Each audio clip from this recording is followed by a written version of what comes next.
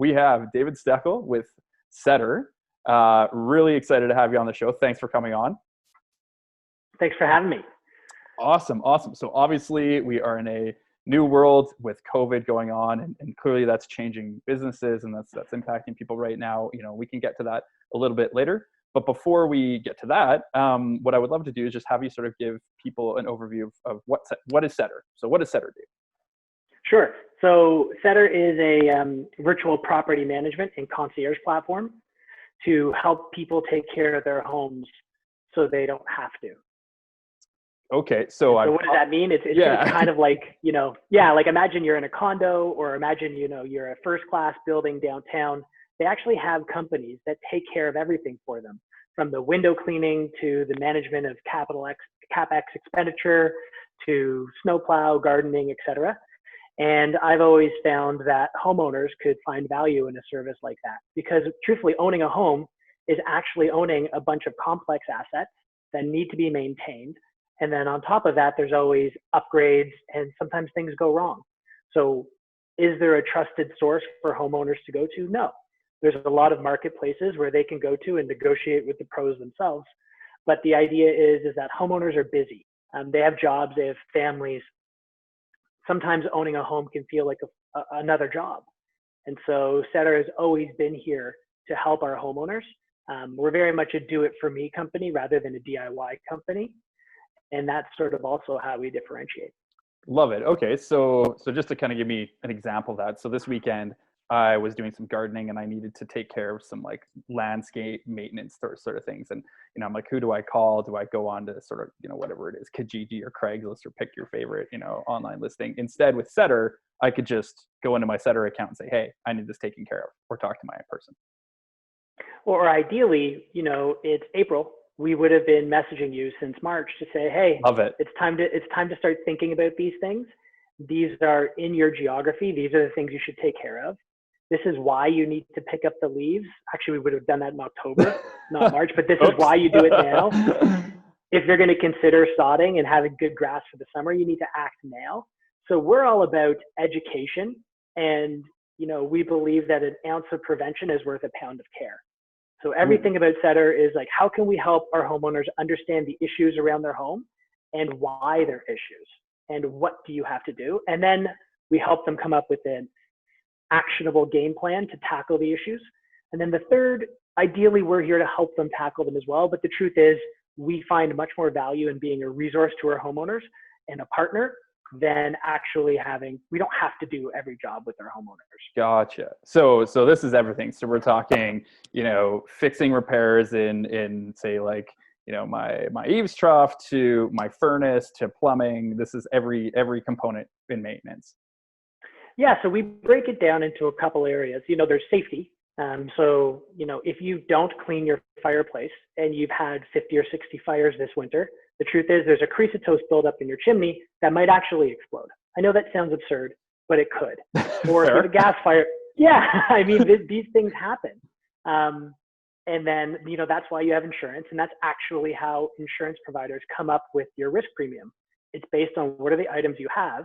And then they assign a dollar figure to it per year, saying that, okay, 1 in 30 people are going to have a chimney explosion this year. That's literally how they do it. Insurance companies buy risk from people, and Setter tries to make homes a little bit safer. And then there's the quality of life aspect, with, cleaning your windows. You don't need to do it, but it's nicer. And then there's ultimately, before I started Setter, there was Christmas Eve, we had 2 calls from previous customers. One, they were away at their cottage and the sump pump alarm was going off, and we had to go over there. It had frozen. And the other person, it's Christmas Eve, their door wouldn't lock. And so, but they wanted to go to their parents' house, and they're a beautiful home, and they can't leave for Christmas. So it's like, people need someone to call that they can trust, that can help them. Love it. I literally just wrote down that I need to get my fireplace swept. Well, good. So don't want to be the 1 in 30 that has a chimney explode, but it would be so much nicer to have somebody take care of that. So I totally get it from the homeowner's point of view. So you're active in, is it 2 markets now? So Toronto and the Bay Area? Yeah, well, we're going to start talking the post-COVID world soon, but up until today, we've been marketed in the whole GTA, as well as San Francisco, in the full Bay Area, East Bay, North Bay, South Bay, all the way up to Contra Costa. And we were going to be considering opening up another California city actually last month, but plans did change. Okay. So we'll get to that. But so, you know, starting out, you've clearly got some serious traction out of you. I think what really jumps out to me, and we were talking about this before, sort of in our pre-interview call. You know, you've kind of gone down sort of, that's right, in the green room. You've kind of gone down this really cool path that, you know, if I'm wearing my former founder hat on, that I think a lot of people sort of view as like the ideal path, and that is, you know, going through that 500 startups approach, get that keystone investment on your seed round from somebody like Sequoia, you know, and then go down that path, and then transition that into, you know, your most recently announced your Series A round here. So you've gone through sort of that path that most people look at and they're like, that's the path that I want, because it's, you know, it's the same path that, you know, let's say whomever, right, pick your favorite unicorn, has gone down. So, you know, maybe I've always been curious personally, you know, what that sort of looked like. So maybe if you could sort of talk about how that all worked, it might be really cool to hear for our listeners. Yeah. I was probably older than your typical founder when Setter came about. Setter was an offshoot of my previous business. I was a home builder. And so people just wouldn't let me go away. I was always continuing to do work for them after the fact. And so it got to the point where I was also doing work for the Brookfields of the world, and I really was introduced to facilities maintenance. So I was doing it for armies and hospitals, and I sort of was like, okay, I need to take facilities maintenance and bring it to the residential market. This needs to be a net new company, and there is no existing technology for me to leverage, so I'm going to need to build something to allow me to do it. And I failed miserably my first kick at the can. It was just an egregious waste of money. I spent a fortune and got it. Yeah, I did exactly what homeowners do. They're like, I'm just going to interview 3 general contractors and I'll choose the middle price. And so I interviewed 3 amazing tech dev shops, and I chose the highest price because their scope of work looks the best. And I got exactly what I asked for, and it was not even close to what I needed. So it was it was a little bit of hubris. I think really, everyone has those scars, right? Like, yeah. And so what ended up happening was I was like, okay, what went wrong here was I'm not a subject matter expert in this. I can build a house. I can do the sales part. I can run the business, but clearly I have no ability to manage the product creation. Gotcha. And so I went out and found myself a co-founder. And, you know, this is like 2015, the term founder really didn't mean anything to me at the time. And so I found somebody who was exactly what I wasn't. So I literally wrote a job description of all the things that I screwed up and what I want this person to be. And I found Guillaume. And I was able to fund us for almost another year. And then we were running out of money. Because, you know, fixing people's toilets is only worth $30. So you need to get some money. And I was actually against venture in the beginning. I was against it. And I was like, we're going to bring in people to own 25% of my company. What are they going to do? They're just, you know, what value are they going to add? I really was going to I wanted to go franchise. Like I wanted to do the 1-800-GOT-JUNK model. Brian Scudamore is a genius. O2E Brands is incredible what they've done. And that was sort of what I wanted to do. And then, you know, we actually ran out of money. So we did a small friends and family round, and it's called an angel round for a reason. It's like, these are just people that love you. Yeah, and exactly. they want you to succeed. They're angels. And then during that round, Guillaume approached me with a company called 500 Startups. And I was like, okay, this is interesting. And then I looked at the deal. I'm like, this deal's horrible. I'm going to give away this much for this amount of money. I mean, it's a horrible deal. And and then he sold me, and I'm very happy he did. Like you have to understand they're providing you value. The reason you go with a company like a 500 Startups or a Y Combinator is they're accelerator programs. And what does accelerator mean? It accelerates you to the next step that you need to be at so that you can hit that next round of financing, or you can hit that next milestone. And so we went to 500 Startups, and you know, there was, you know, how to incorporate a company in the States, et cetera. But really the most valuable thing was, and I would recommend everybody consider an accelerator, because Their job is to help you craft your story. Their job is to help you craft your deck. And their job is to beat the shit out of you until you provide a 3-minute pitch that is correct. And that is going to get you some sort of traction. And they're ruthless. And they've all been ex-founders. They understand the game. And it was such a valuable experience. And on top of that, our point of contact there was Eric Bond, who now has a fund called Hustle Fund, and Elizabeth Yin. They're fantastic. And I'll never forget the day where, these people are spending hours of their time with you. We're whiteboarding. And then he sort of realizes the potential LTV per user and sort of the scale of how big Setter could be, like the true TAM. And it just like you saw his brain explode. and then he became our #1 champion. And started to spend more time with us. So my advice to anyone who considers an accelerator, you're giving away a huge chunk of your company for not very much money. You're giving it away for the opportunity to find someone to be your champion. And if that person is going to then work with you to help you get to the next stage of your business so that you can, achieve the escape velocity that you need to do to get ahead of your competition. So 500 startups, we worked on our deck. We actually used demo day the strategy was use demo day, not to begin your pitching, but to use demo day sort of to close your pitching. God. So we had been pitching the full month before. Do you do the same thing? Yeah.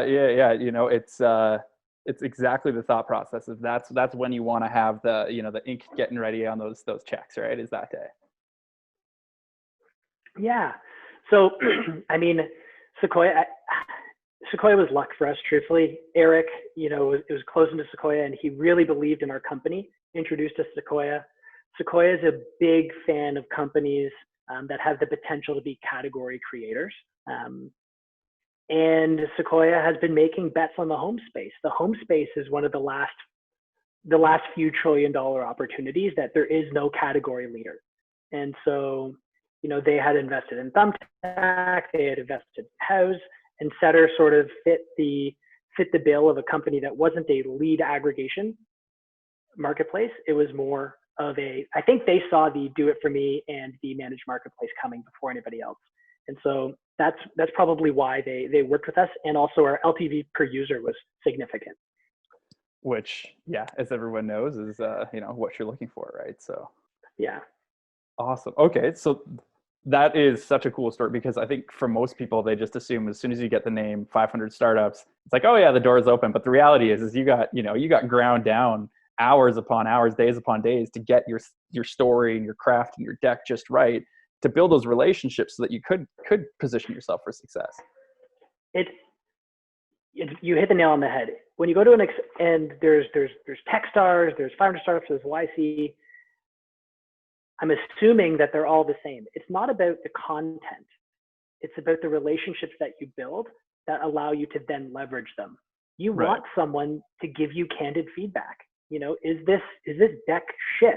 Yes. No one's going to answer your phone call. Yeah. And then their objective is to help you get to the next stage. So if you're not going to go to one of these accelerators and put everything in, there's no point of you going. It's just a waste of your time.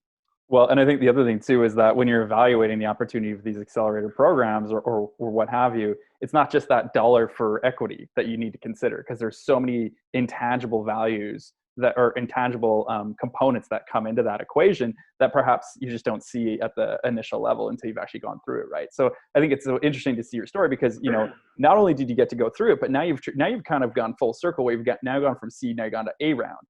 So, just to sort of close this loop, so you close seed round, you now have, I'm assuming, some KPIs that you need to hit, because you're on the VC train, right? You've closed the seed round. Now they need to see that growth.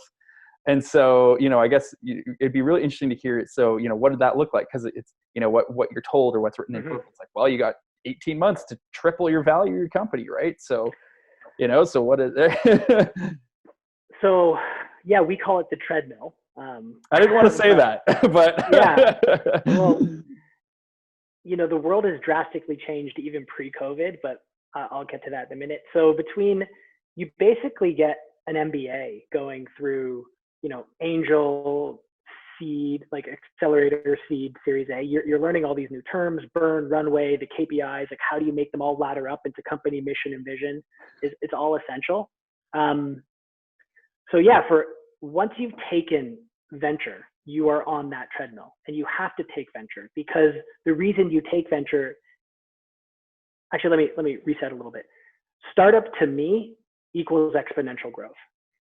My previous business is a great business. We were growing 20% year over year. And that business is now 10 or 12 years old. That's significant. But a startup, exponential growth is 20% month over month. Yeah.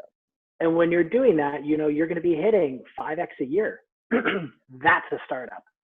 And so between seed and Series A, we did do just that. We 5x'd.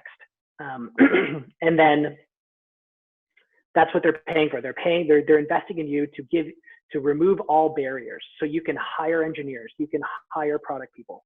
My only regret is not understanding that I could spend this money sooner and hire the best people sooner. I didn't understand what the best was. Fair. But yeah, that's what the money there is for, is to accelerate your growth by allowing you the opportunity to hire the best people. That's one thing no one taught us. And then for Series A, my one regret was not hiring a recruiter as my very first thing after Series A.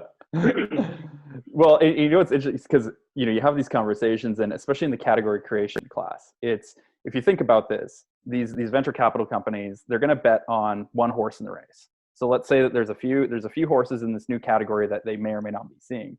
And so, if they're picking that company, whomever it is, maybe they're going to pick a couple actually, right, to hedge their bets. Yeah.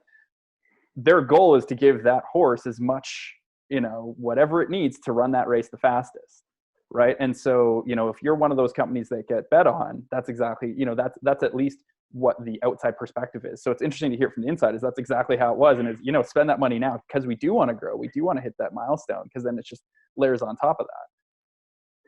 But it took a while to understand that you can do it. Right. And it also took a while to realize that you should be leveraging your investors. They're here to help you. Leverage them. Ask them to do stuff for you. They want to do stuff for you. All they want is for you to succeed. So make asks of them all the time. Love it. If I could rewind, I would be much more aggressive doing that. But yeah, for the Series A, we grew 5x year over year. And then we were lucky enough to have NFX come on board as another investor during our Series A. Love it. And Pete Flint, who was the founder of Trulia, who basically started real estate from he's forgotten more about real estate than any of us know. And that's a beautiful sort of segue, because I think the story is super cool for any tech founder, anybody who wants to do the startup path, because it truly does give that founder's perspective of what that means. But obviously for our purposes here, being in the real estate industry, obviously there was life before COVID, and now there's sort of life after COVID. So, one of the things that I would love to get your take on is how you're seeing the current market with respect to real estate in general, and what changes you're already seeing, or what you may be seeing down the pipe. And then also how sort of that's going to impact Setter perhaps, or how you're going to position it for opportunity. Yeah, so I'll start by saying, pre-COVID, 2019 was a crazy year for venture-backed companies. We saw sort of the collapse of SoftBank and their companies, which were operations intense businesses, where mostly the companies that didn't do well last year, their Setter is an incredibly operationally intense business.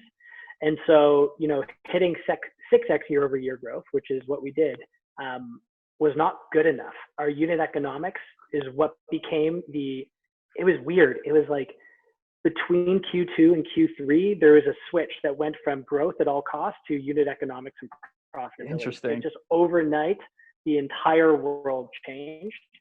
And luckily, we had started working on that. We hit contribution positive, in August of 2019.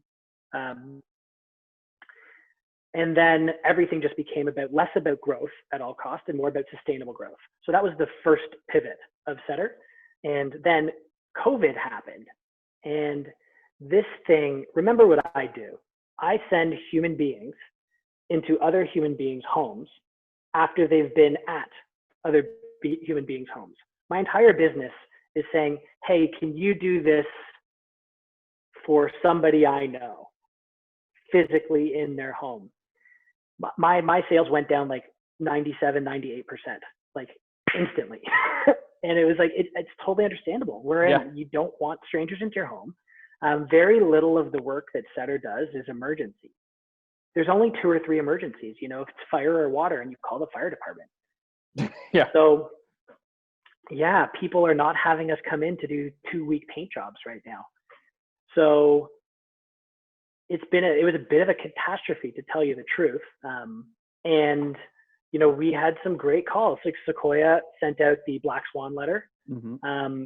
NFX, sent out similar letters. We also have DAG as an investor, and they've been working very closely with them.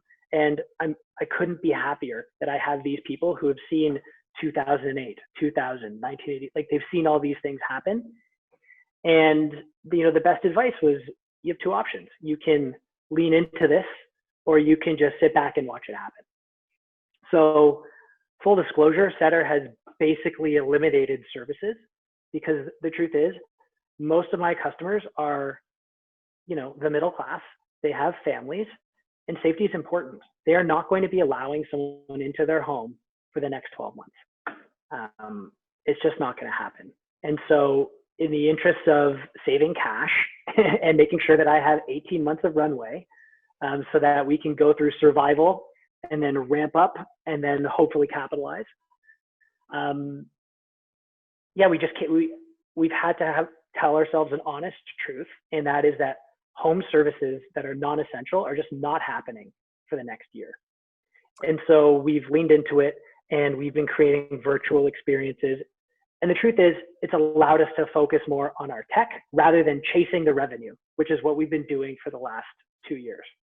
Interesting. Well, and that's the thing, like, obviously nobody wants to go through this, but once you're in it, it's okay. How do we adapt? How do we lean into it? And what can we make this become a net positive in some way or fashion? And, like we always talked about it at our company, was like, you always have some sort of debt. You have technical debt, you have capital debt, right? You have people debt, operational debt. And so now it's like, well, when you take off operations, capital is, well, you're dealing with X runway, right?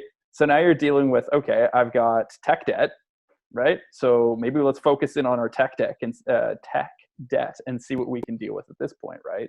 And then how do you move that forward? But that's exactly, and the other thing that I sort of take comfort in is the fact that everybody in the home services space is going through the exact same thing.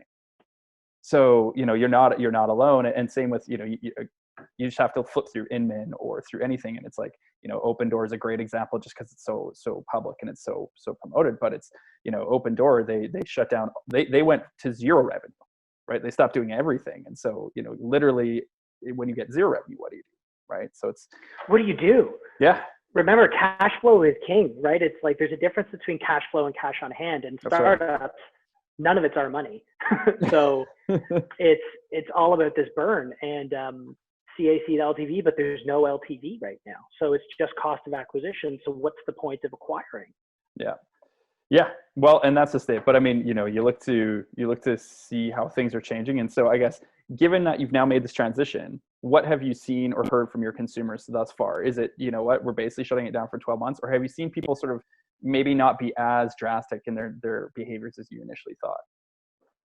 So it's sort of like we're back to a seed stage company, truthfully, with our behavior here. We're going after product market fit again.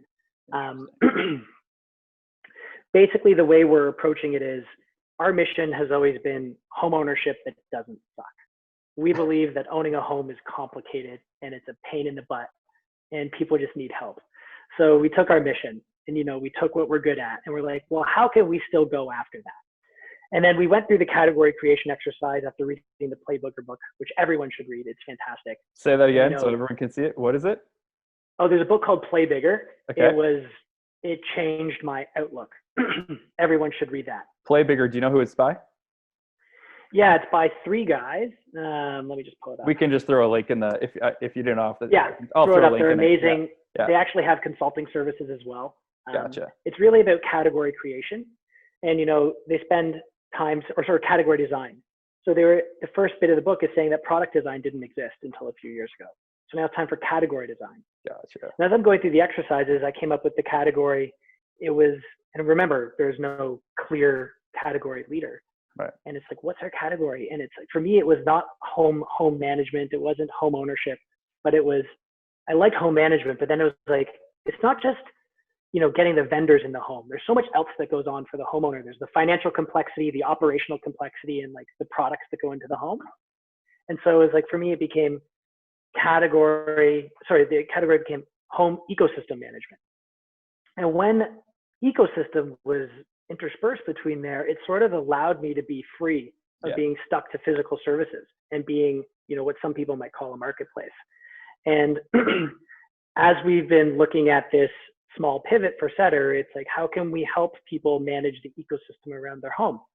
And it's really, we've created a home hub where people can log in. We're doing a virtual consultation where we walk people through their home, and we're still focusing on the same three things: safety, maintenance, and quality of life.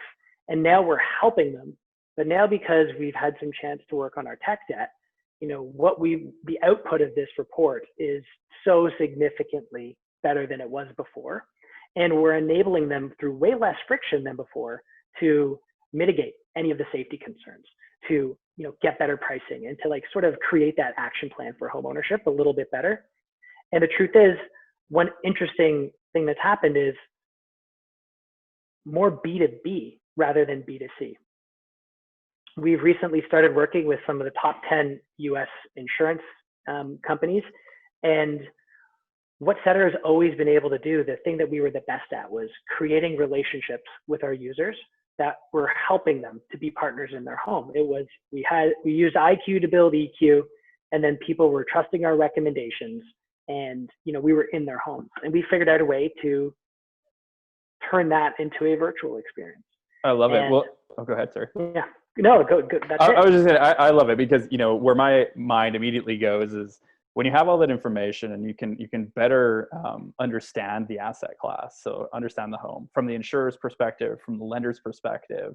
These are all those things that they were essentially guessing on before, where they had to underwrite different premiums for property insurance, or, different risk profiles for lending, let's say a home equity line of credit or something of that nature. If you have that ability to be able to sort of, collect it from the consumer in a way that it's sort of vetted in a way through a nice report, clearly the B2B opportunities are there. And if I'm a real estate professional, my whole goal is keeping that client around for the next sale. And so what better way to deliver value in between the point of sale than, utilizing a service like Setter, partnering with Setter, so that my consumer, who, again, I build a really great relationship over for a really long period of time, as that's my client, I can then, enhance my value proposition to them by working in this sort of space. So I could see that as being, a really cool opportunity that I'm sure you're already exploring. But there's just a great example, right? It's a good push, and thanks for bringing it up. So we've been working with agents and brokers and, the franchisors, and it's, 83% of repeat transactions go to a second team. That's an NAR statistic, and it's my favorite statistic. It's when you think about that, stop and think about it. All of the work you've done is gone. People are moving every 7 years, and they're going with the second team. And they're going with the second team because the way that you communicate is broken. So Setter's figured out a way to have an annual, it's not a gift at Christmas time. Everyone loves a basket at Christmas, but nobody really cares. Nobody wants it's top of mind marketing. Every month. But it's also relevant to the asset that they help them purchase. Exactly. That's the difference. It's like, hey, Mike, I just wanted to reach out to you. It's been a year since you worked with me. Thank you so much on allowing me to be part of this journey with you. I just want to make sure you're safe. And so here's Setter to come and do this for you. And then, by the way, I'm going to pick up the filters. Obviously, Setter's going to do it, but and we even do a handwritten note. I love it. I think that's where things are trending. And just to layer onto that NAR stat is that depending on which year you pick, it's something between 88 to 90% of buyers said that they would definitely or most likely use the agent in the next transaction. But then you contrast it with the fact that 83% actually use somebody else. So they want to use you, but in 7 years they don't, because, as you said, the communication is broken. And you can deliver the baskets, and you can do your 18 touches and your drips and all this stuff, but it's about specific value to the consumer in between the points of sale. And when that long transaction cycle, 7 years, right, on average, right, some are longer, some are shorter, how do you deliver that value? And I think, again, Setter's a really cool. And also stopping transactional. There's like the future of real estate is not individual agents. So if you're going to continue being transactional, you're just going to expedite that process. Think about the LTV of the user, not the transaction. So just so people are clear, so LTV, lifetime. Oh, sorry, yeah. Yeah. So explain what that means. Yeah. Yeah. So LTV means lifetime value. Actually, let's do CAC to LTV. Cost of acquiring a user is, for a real estate agent, it's like, how many homes did you have to drive them to? How much marketing did you have to spend? Gas. How many months did it take you to find them a perfect home? That's thousands of dollars, truthfully. Yeah. And you're going to make a good amount of money on that sale. You're going to make 2.5% of the transaction price. Like, that's fantastic. But the truth is, you're going to be an agent for over 20 years. You're probably going to be an agent for 30 years. And that means you can go through 4 of those transactions on that single cost of acquiring a user. Exactly. But what's happening, so let's say it costs you $1,000, you're going to go through 4 transactions at 2.5%.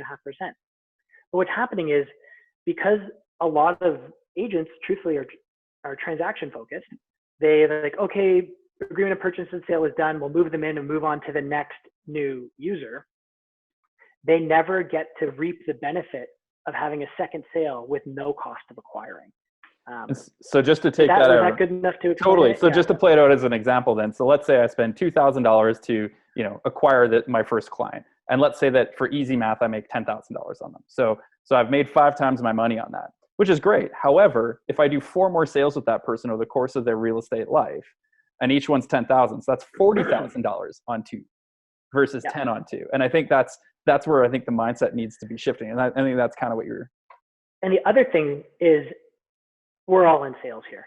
And the moment you've transacted with someone multiple times, for us, by the time, for us, our 6th transaction hit this magical 80% conversion rate. Can you imagine if you didn't have to show them and they were like, okay, it was just like, if Mike said to me, you should buy this house. If I'm looking for an investment property, I don't need to see them anymore. Mike, what do I want to buy? Done. So it's a soft number. There is no way to prove that stat over 30 years, but the cost to serve a repeat user is significantly less as well. Well, and then there's the other thing that, a relationship-based real estate agent is focusing on, which is the referral network. So even if you're not transacting in a given year, if you're providing that additional value-add service, they might be like, hey, you know what? Let's say that I'm the realtor. You know what Mike did for me? Yeah, he found me my dream home, but he also, through Setter is delivering this ongoing value. You know who needs this? My parents, right? Because they're getting older. They don't have time to manage their property. Well, they start using that maintenance process, and then guess who gets to do that transaction when when the house, let's say, the kids have moved on and they need to downsize or something like that. That quality of referrals, like a referral from a best friend. And that could have just been a lost opportunity. So, there's so many more ways to grow that into that sustainable business model, which I think, both you and I are in agreement on, I think where that's heading in the future. Yeah, partnerships are the future for, PwC and Deloitte and McKinsey are releasing reports every year talking about how partnerships and financial institutions are like, that's the future. Partnerships in all of our businesses are the future. Yes, Setter has given many homes to the real estate agents we've worked with to sell. That's great. So it's a win-win. But if you think about it, the price of homes is drastically going up, especially in areas like Toronto and San Francisco. The actual value that your like MLS is open everywhere. It's, there's sites like Bungle where you can get all previous history data very easily. Like the value that's provided from a technical aspect has actually been reduced significantly, yet the percentage has remained the same. So what is the additional value that we're offering our customers? And I think giving people partnerships, added value services, giving them a team for their home, it's going to include your lender, it's going to include your insurance provider, it's going to include your warranty and Setter. That's really the future if the individual agent is going to succeed. Totally. I couldn't agree more. And, we've gone a little bit longer than I had earmarked, and that's fine because it's such amazing topic. I just love it so much. So let's wrap this up. One final thing. So I'm asking everyone this, and I need you to look into your crystal ball. So it's 2021. Okay. November 2021. So we're talking like 18 months down the road. Yeah. So hopefully, you figured out a way to extend the runway or something's gone on, but you're a keynote speaker. Okay. You've been brought into a real estate conference. And I need to know what that topic is. What are you talking about? Ooh, I could break it down into two. One, I really do think Zillow is going to take the majority of low to mid dollar listings, probably by 2018. I think, in Toronto, in Ontario, there's 70,000 agents. The vast majority aren't doing anything. I think Zillow is going to be a major figure, or someone like Zillow is going to do the majority of transactions. Or I could talk about, every year more and more journeymen are retiring from the service industry, and they're being replaced by less and less apprentices. And the output of a journeyman is like 5 to 6x that of an apprentice. So in the next couple of years, you are never going to be able to find a carpenter to hang your shelf. So are we going to change the way we're building homes? Are homes going to actually start coming with pre-built maintenance plans? I would probably go, either one that's sort of like the future of real estate is Zillow, except at the top 10%, or, what's happening with the service industry. I don't know.